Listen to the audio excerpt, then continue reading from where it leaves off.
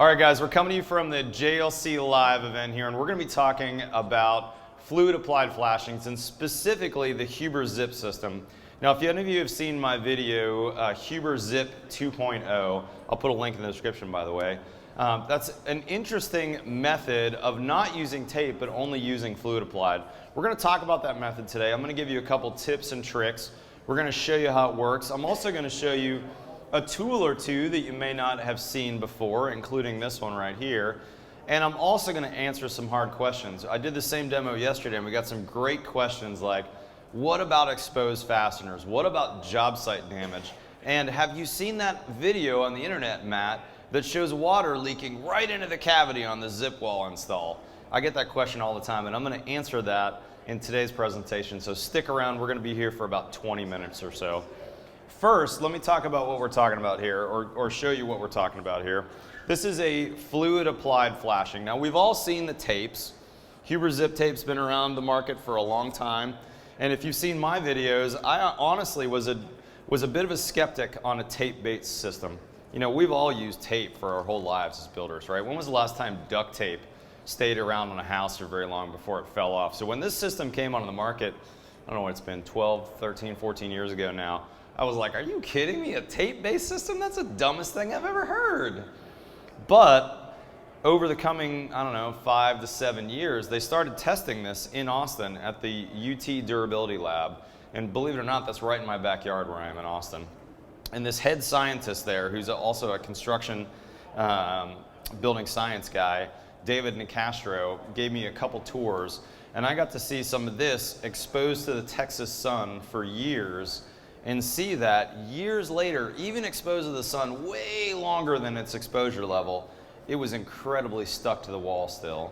And then all the competitor flavors of all the different style of house wraps and fluid applieds and all those were in various stages of raggedness after a few years. And shockingly, this system and this tape still looked amazing. That's when I started thinking, okay, maybe I should look into this a little bit more.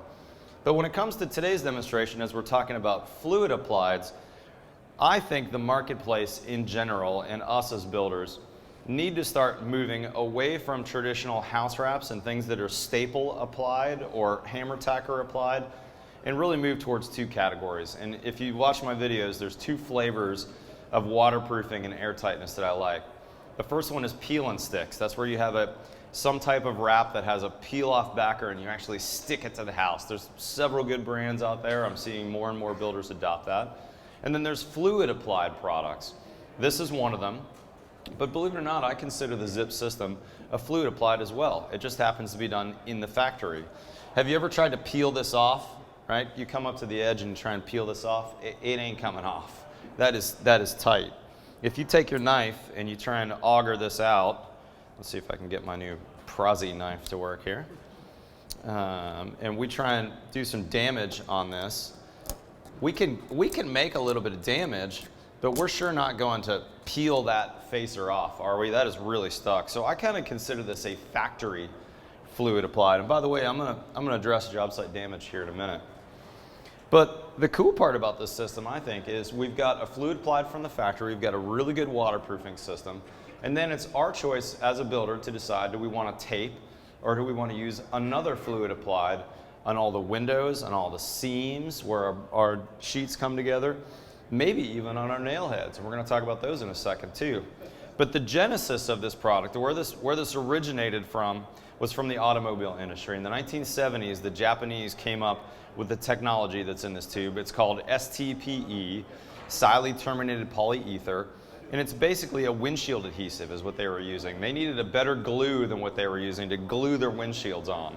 And when you glue a windshield on a car, what does that adhesive need to do? It's got a lot of things that it needs to do. It needs to hold it on. It's got to have strength. It's got to bond two pretty tough materials, glass and steel. Those aren't easy to stick to, are they? It's got to be waterproof. No one wants their windshield leaking. And your windshield's exposed to 90 miles an hour down the highway, so it's got to be airtight, right? Now think about that same product for a waterproofing. Man, that's some pretty cool stuff. Now we've got a product that will bond dissimilar materials on the job site. It can bond to wood, sure, that's no big deal. It also can bond to this facer, which is actually a perfect substrate for the tape, and that's one reason why it works so well. It's also a perfect substrate for their fluid applied, but now we're also going to get a waterproof and a very airtight seal. And that's why I think our industry needs to start moving to peel and sticks and fluid applieds, because not only are you waterproof, sheet goods waterproof too, and they do a great job on that. Some are better than others if you've seen my videos. But now we've also got a really airtight assembly. In the Zip 2.0 video, as well as some of the presentations here by my friend Jake Bruton, some of the builders who are using this on the outside of their house and they're capturing their roof assemblies or doing an airtight lid with drywall, they're getting blower door scores of like 0.30, 0.20 ACH 50. That's like half of passive house numbers by only doing their air sealing on the outside with these methods. That's some crazy low numbers. Okay, so now that I've made the quick case for it, let's show you how to use it. Where's our other gun that you're gonna load? So this is a sausage gun if you've not seen it. It goes in a commercial sausage caulking gun. The commercial guys have used this for years. That's how they glaze high rises. The cool thing is this is a 20-ounce tube, so it's double the amount of material as a typical 10-ounce tube. Now you can also get it in this size, and they make it in the bigger framing glue size as well. But the cool thing is when you're done with this, you got a lot of waste. Not the size. Yeah, okay. And then that sausage tube, when the sausage tube is expelled all of its ingredients, I don't have an old puck right now, we threw them away yesterday by accident, but all that's left is the foil facing, which scrunches down to about this size. So that's all the garbage you have at the end. Now when you load your tube, you want to get your tube about flush with the top, and don't worry about trying to cut that nub off, right? There's like a metal connector on there. Don't worry about cutting that off. All Jordan's going to do is just poke a couple holes with his knife in it, because that material, when there's pressure from that rod, is going to push out of those holes, and it's going to get in the tip. Now the tip on these guns are kind of cool. These tips are made from a plastic that has some kind of silicone on the outside, so that when the material dries, I should have left it on. This was all coated and stuff last night. All I did was peel it off and it came right off, because this has a silicone type coating on it, so nothing sticks to it. So this is my tube from yesterday. This morning all I did was augered out the leftover, and then I took a screw and popped the tip off because it had started to cure in the first 3/4 of an inch or ½ inch. Popped that plug out and we were good to go for today. So all Jordan has to do now is screw that on and we're good to go for 20 ounces of material. Now here's another cool thing though. Well, actually before we do that, Jordan, why don't you do half of this seam for me, and then let's leave the other half for the ribbon gun. So with this fluid applied, remember how I said it bonds all kinds of materials? That's one huge benefit for me on the job site, and it's honestly one of the reasons why I started really liking these fluid applied products. Now, the other reason why I like these fluid applied products is they're moisture cure products, meaning we're not as worried about environmental conditions, because these products, these fluid applieds, they actually cure with moisture. They take moisture out of the air. So on a hot, humid day, they're actually going to cure faster. On a cold and dry day, they're going to cure slower. We did these demos yesterday, or I did the same demo yesterday. When you're done, come up and feel this. It's totally cured, and it took about 2 hours to cure in yesterday's climate. Originally it was developed though down in Florida, and in Florida what happens every day? Every day it gets wet and it rains. And if you had to wait until you had a non-rainy day to install your flashings, you'd be waiting a lot of days down in Florida. But because this is moisture cure, I just poured that water on there, some of it ran down. It's no big deal. All we would do is if it rained, we don't want to do it while it's raining, but when the rain stops, wipe off the puddle. So if you had a puddle in your sill, just wipe that sill off. And that moisture that's on the wood is actually going to help the material cure, and it bonds perfectly. There's no bond issues. When you're using peel and sticks, I always use a primer. There's no primer needed with this, and if it's wet, it actually helps you. So it doesn't hurt at all that it rained this morning, or it stopped raining 5 minutes ago. We can get going again. So you saw Jordan on this seam. This is as if we had a butt joint between two 4x8 panels. All he did was laid a snake-sized bead over there. And then show us that card scraper you used, Jordan. Where'd that go? This is like a Bondo scraper. Do we have a full one somewhere? You guys see these at the home center all the time. It looks like a Bondo tool where you're doing body work. These are like $3 or so. It's nice to cut them in half because now we've got that joint width we need. When we're doing fluid applieds, we only need 1 inch of coverage on either side of the seam. When we're doing tapes, we want 2 inches of coverage. But when we're doing fluid applieds, we only need 1 inch of coverage. So just score this for a knife, snap it in half. And these have enough flexibility, they make it really easy. Now here's another tool that I just recently learned about, and Jordan is an expert on because he's used it once already, this morning. This is called a ribbon nozzle. All he's doing is just wiping off the excess water. There's no reason to use a rag. It doesn't need to be dry. You can see that zip panel is wet even. Now this is kind of a cool little nozzle. I have one still in the package here. Albion makes it, the same manufacturer that makes those guns. And all it is it's a tip that fits that gun. The tip now comes out in a flat ribbon. They call it a tape nozzle? No, ribbon bead nozzle. These are about $8, $6, something like that. Probably could get them cheaper if you bought them in bulk. I just bought 2 of them to test out because I saw them on a commercial job. And they'll lay a bead at 2 inches in half-inch increments all the way up to 4 inches. So you get a 4-inch bead if you wanted to out of this. And all he's doing is just now he's going to run a flat bead all the way across. I have a feeling if you got good with it, you may not need to strike it. And if you had a gun that was a electric gun where you had a smooth rod, Jordan's doing this motion, so you're going to get some humps on that bead. So he's wiping it down. You probably, if you had an electric gun like Milwaukee makes, a battery-operated sausage gun, or battery-operated sausage gun. Now you just press the trigger and it dispenses at whatever speed you want. I bet you'd get a really beautiful bead. But look at that bead across there.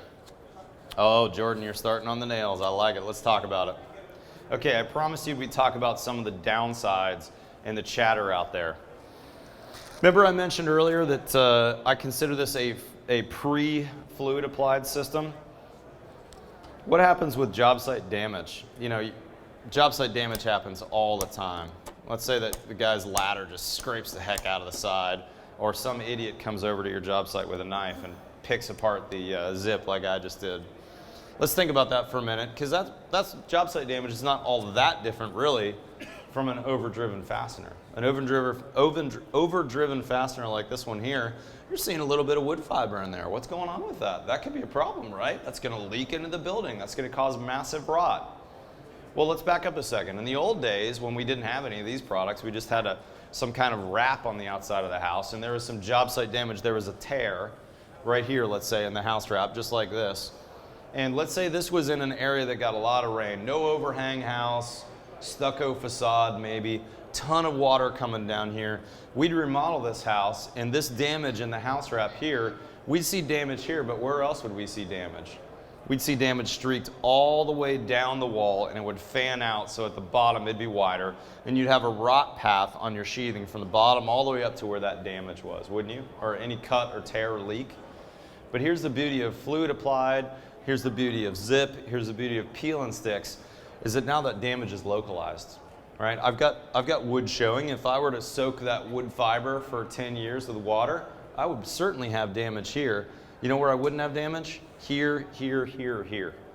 I wouldn't get that fan pattern because this is fully applied to the system. That's true with Huber Zip. That's true with any fluid applied flashing if I had this whole wall done. And that's true with the peel and sticks. And that's one of the reasons I like it. We're perfectly air sealed, we're perfectly watertight, and any damage or any problem I have is localized just to that one area.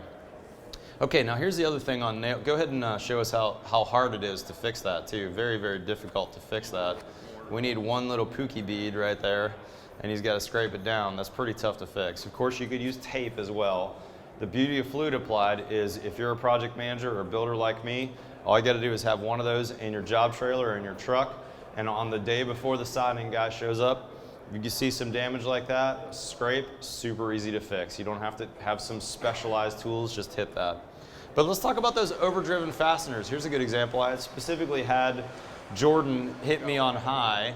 Oh, here we go. There's no stud here, so when he nailed that in, we got several fasteners that drove really far in. Now, I've seen that internet video where they actually put a column of water. They use these what are they, Piezo tubes? I forget the term. It looks like a glass vial with an L shape, and they would stick it onto the wall, and they fill that glass vial with water, with a column of water, like 3-4 inches of water.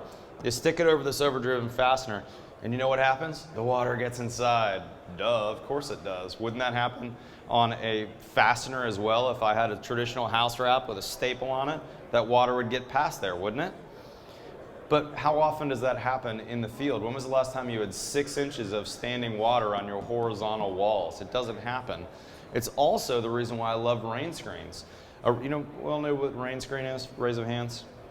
A rain screen is where my siding, my cladding, whatever it is brought off the wall with an air gap. There's a million air gap products at the show today, and they're all good. We should have air gaps behind whatever cladding. There's some big gap products and there's some small gap products. But a little bit of a gap there allows that water that penetrates whatever my cladding is, and all claddings leak, I don't care what it is. Every cladding leaks. That water that gets back here, if there's an air gap, it runs down harmlessly. There's no way for the wind to force that in, and there's no way for that water column to sit there. But what if there was a water column? What if we had a 6-inch rainstorm at your house, which happens actually quite a bit in Texas where I am. That water running down there, what's forcing that water in? Nothing's forcing that water in, but we might have some localized rot there. So what I would say to that is do this right here.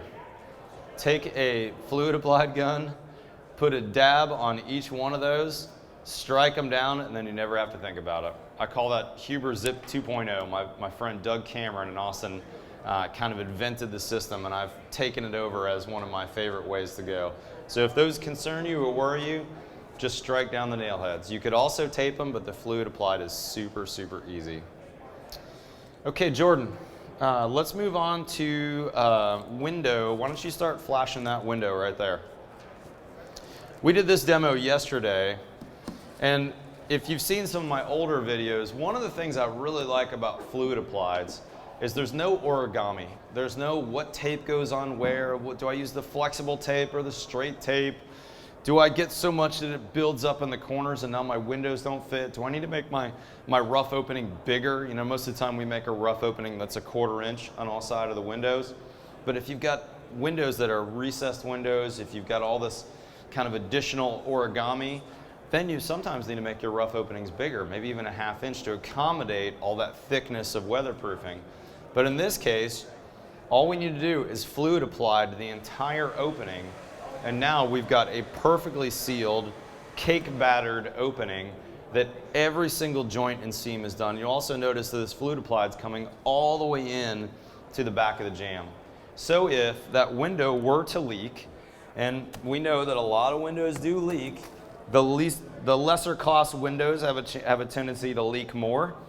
But I would tell you even the most expensive window has a chance for leaking. And so we need as builders to make sure that if they do leak, I've got a totally waterproofed opening for them to leak into. So the first thing you saw him do was he ran a bead into the corners.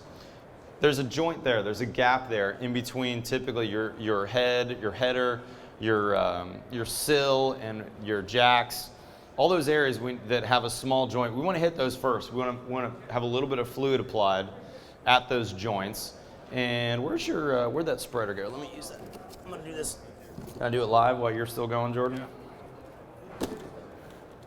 Okay, so we can take that same Bondo spreader. Now this time I'm using the full 4-inch model, 5-inch model, something like that. And we're going to start in the corner. And you saw that Jordan laid me down a nice little ribbon right there. So all I'm doing is striking it down with this. And if you can see that, we've got a perfectly sealed sill. We've got one area that needs touched up. You don't need to worry about with this system how thick it needs to be. It kind of automatically gets to the thickness that it needs to be, which is kind of cool. If it's gray like this and you can't see anything through it, you've made it thick enough. Now you can make it too thick, but if you're scraping it down with this scraper, it kind of automatically gets to the right thickness.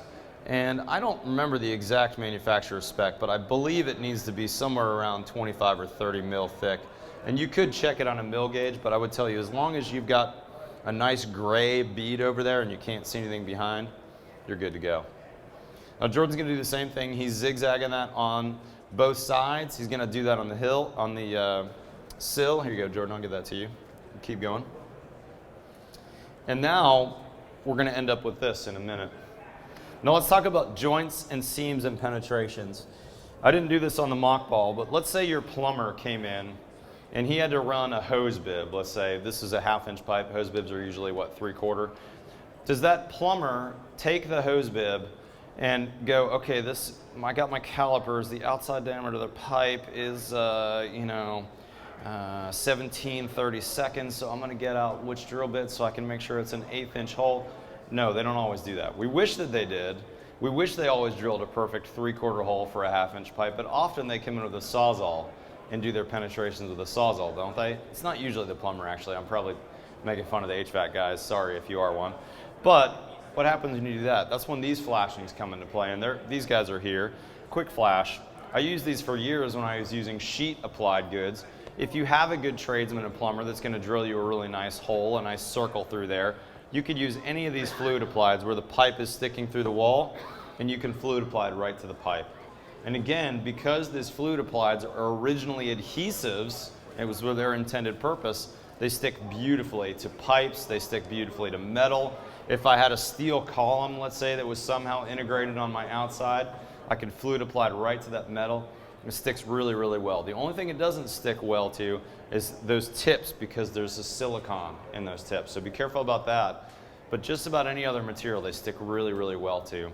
I haven't talked about this yet, but if we had a demo here that showed a concrete stem wall, let's say, if you had a crawl space or your basement foundation wall, where your framing comes down to that, one of the first things that I really started thinking, oh, I like these fluid applieds, is because I could use the same fluid where my zip sheathing comes down to my foundation. And I could seal that joint right there. The bottom, the ragged edge of this OSB right here, I want to cover that. And I also want to air seal that joint between this at the bottom of the wall and my foundation. And by running a bead across there, or actually a couple beads, and striking that down, and you could use your finger. You can also buy some specific tools. I'll put that link in the description on that. They can strike it down. Now I can air seal and water seal that joint where the house meets the foundation, and that's really good. You could also still use these. Remember I mentioned the plumber may have used the Sawzall to make that hole, and now I've got this big jagged hole. You could take one of these. You could fluid apply on the back, basically put a bead all the way around. You could stick this right on the wall now with my fluid applied bead, put a couple screws in it, and then I can flash over it. And that'd be a great way to go as well, especially when you have holes that don't fit in your size. Gosh, time went faster than I thought. Let's, why don't you hold up on that, Jordan? Let's actually install this window quickly with a couple screws, and then we're going to show them how to fluid apply over the flanges on this window. Now remember, we're not installing this window to show you best practices for plumbing and squaring a hole and putting the window in. We've got YouTube videos on that. All we're showing today is how to install a window and flash it. So we're just going to tack it in place just so we can kind of show you how the fluid applied works. And you'll notice this window has some flashing on it from yesterday. So pretend like you don't see that.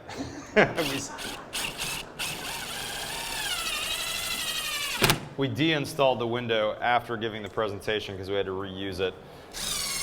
So pretend like you have a virgin flange here, and that's what we're trying to show is really the fluid applied, not necessarily window install best practices. Okay, so remember that ribbon nozzle we showed you before? Look how cool this works. Jordan could strike that ribbon all the way down the side, and again, he's going to use the card scraper when he's done. But again, because that's an adhesive, no matter what my flange material is made of, it's a vinyl flange, it's a metal flange, it's going to glue it on, and it's going to give a really bomber seal to that. Because that fluid applied is going to stick to itself, it's going to stick to the fluid applied flashing that we installed yesterday, or it could stick to the fluid applied that I installed 6 months ago. Why don't you switch to the other gun now, Jordan? Okay. Let me go to the side of Yeah, here. sounds good. And ultimately, what he's going to end up doing is fluid applying the flange and striking it down. You're going to notice that we don't fluid apply the bottom That's always so we can leave a weep on there. And if you watch my videos, I'm a big fan of putting a horseshoe shim down there before I screw it in, so I leave a weep spot out of that window. Especially these vinyl windows have a tendency to leak because the way they're built. This is vinyl that at the corner they heat seam it, they heat up the vinyl and they squeeze out some vinyl and they cut it off, and they have a tendency to leak. So we want to be really cautious, especially with vinyl windows, so that our sill, now that's been waterproofed, as it was also pre-sloped by my framer, hopefully you guys are doing that well as well, putting a 5-degree slope on your sills. Any water that leaks into that cavity, I'm waterproofed all the way in with that fluid applied. It's going to leak out that horseshoe shims, and that water is going to run down the face harmlessly. Okay, we are just about out of time. Let me close out my YouTube video. Guys, thanks for watching the live demo here at JLC Live. I'll put a link to the description for some of the tools we talked about and the Zip 2.0 video, but hopefully you learned something and you can apply this on your job sites. Follow us on Twitter and Instagram, otherwise we'll see you next time on The Build Show.